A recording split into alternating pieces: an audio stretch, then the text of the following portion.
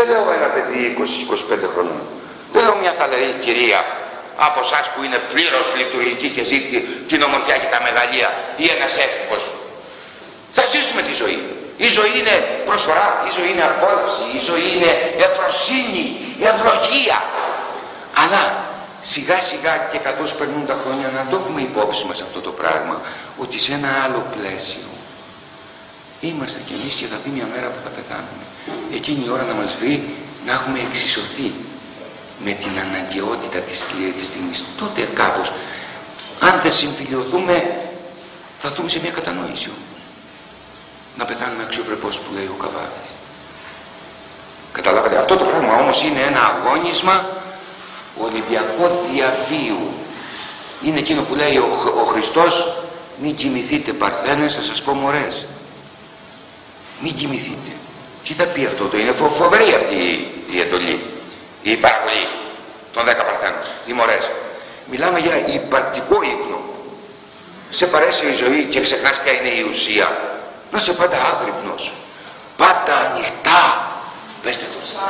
Πάντα άγρυπνα τα μάτια της ψυχής, μου λέει ο Σολομός. Να τη στίχη του Σολομού που σας λέω, καθένας αξίζει για 10 τόμους. Πάντα ανοιχτά, πάντα άγρυπνα. Να τη ζω, να τη ρουφάω, να τη χαίρομαι όσο μπορώ πιο έτοιμα. Γιατί λάθη θα κάνουμε όλοι, αγαπητοί μου φίλοι. Όσο μπορώ πιο έτοιμα όμως. Πιο ηθικά, πιο ενάρετα, πιο όμορφα. Υπάρχει ομορφιά μέσα στην ηθική.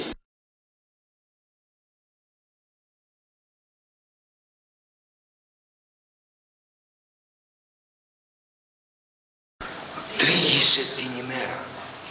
Μην την αφήσεις να πάει χαμένη η κάθε μέρα. Ό,τι χαρές είναι να σου δώσει, μην τις αφήσεις. Γιατί αν τις αφήσεις, δεν είναι αναβλητή η ζωή, ούτε αναστρέψιμη. Είναι εκείνο που ο Όμηρος μας το είπε πώς, με το παράδειγμα των βοδιών του Απόλλωνα. Να σας πω και ένα σεφέρι τώρα. Λέει, οι σύντροφοι στον Άδη. Ποιοι είναι οι σύντροφοι στον Άδη? Οι καταδικασμένοι δηλαδή και στη ζωή και στο θάνατο, σαν να μη ζήσανε. Ακούστε τι λέει ο Ζηφέρης. Αφού μας μέναν παξιμάδια, τι κακοκεφαλιά να φάμε στην ακρογιαλιά του Θεού τα αργά γελάδια, που το καθένα και ένα κάστρο για να το πολεμάς 40 χρόνια και να πας να γίνεις ήρωας κι άστρο. Πεινάσαμε στις γης στην πλάτη, σαν φάγαμε καλά, πέσαμε εδώ στα χαμηλά, ανήθεοι και χορτά. Τι σημαίνει εδώ φάγανε τα γελάδια του ήλιου? Τα γελάδια του ήλιου που κατά μία είναι 365. Σημαίνει μην αφήσετε, μη σπαταλίστε άδικα και ανόητα τις μέρες σας. Την κάθε μέρα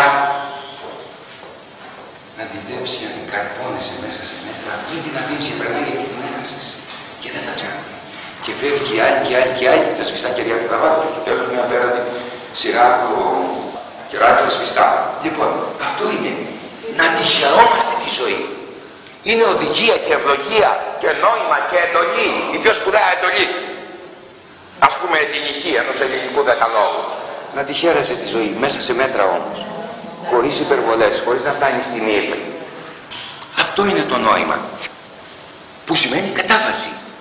Λοιπόν, και όσο δεν έχουμε αυτή την αγρύπνια και αφήνουμε και περνάει η μέρα και περνάει και αύριο και έχεις καιρό και έχεις καιρό, κάποτε θα πάθουμε εκείνο που έπαθε ο Θαλής. Αυτός το έπαθε συνειδητά βέβαια. Αυτό λέω και τελειώνω, έρχομαι σε εσάς. Που λέει, του λέγε η μάνα του, παντρέψου Θαλή. Θαλής πολύ μεγάλος, τρομακτικό πνευματικό μέγεθος στους προσοκρατικούς φιλοσόφους. Ο Θαλής ο Μιλήσιος. Του λέγε λοιπόν η μάνα, είχε αφιερωθεί εκεί στις έρευνές τους αυτές, παντρέψου γε μου. Της έλεγε, έχω καιρό. Μάνα, ουκέτη καιρός. Δεν ήρθε ακόμη η ώρα να παντρέψω. Παντρέψου γε μου. Και παντρέψου. Οπότε μια μέρα που του λέει, παντρέψου γε μου, λέει εκείνο το παιδί, ούπο καιρός. Δεν είναι πια καιρός. Αυτό είναι το νόημα, να χαιρόμαστε τη ζωή, αλλά μέσα σε μέτρα. Δεν είναι όλα κοιλιά και στομάχι και μήτρα. Με τη χλωρίδα της, του ευλογημένου θηλυκού. Οι τρεις αιτίες που κινήσαν την ιστορία, λέει ο Γκό, είναι το μυαλό, η καρδιά λέγοντας καρδιά, εδώ είναι και τα συναισθήματα, και η κοιλιά, κυρίως η κοιλιά του θηλυκού. Με την έννοια του φαγητού, αλλά της γενετήσιας βουλημία. Λοιπόν, όταν είμαστε άγρυπνοι και χαιρόμαστε σωστά τη μέρα μας, για να ολοκληρώσω, θα δει, χαίρομαι, είμαι άγρυπνος όμως και ξέρω ποια είναι η πραγματική μου κατάσταση και περνάω και δεν πάνε οι χαμένες ημέρες μου, σιγά σιγά καθώς πλησιάζω στο τέλος, με βρίσκει σύμμετρο.